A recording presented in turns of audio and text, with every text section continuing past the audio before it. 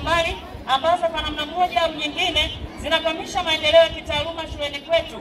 Changamoto hizo ni kama zifuatazo: moja, ukosefu wa vifaa vya kiteknolojia kwa ajili ya ufundishaji, hasa tarakilishi mpakato yani laptop 5, projekta 2 pamoja na mashine ya kutolea kopi yani heavy duty mashine 1, ambapo vifaa hivi vingerahisisha kwa kiasi kikubwa kazi ya kitaaluma hasa kwa kizazi hiki cha kisasa.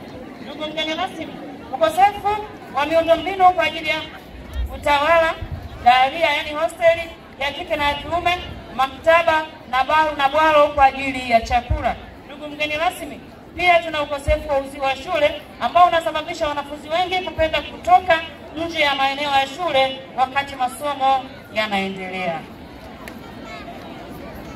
Ndugu mgeni rasmi, kwa niaba ya walimu, wazazi na wanafunzi, kutokana na changamoto mbalimbali tulizozitaja hapo juu, tunaomba utusaidie kutatua changamoto hizo kwa kadri Mungu atakavyokujalia kuishawishi serikali.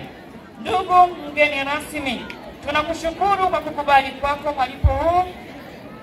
Tunakuomba popote unapokuwa ikumbuke Upendo Sekondari, na tunaamini pia kwa kadri Mungu atakavyokujalia utatusaidia kutatua baadhi ya changamoto kati ya hizo zilizotajwa hapo juu.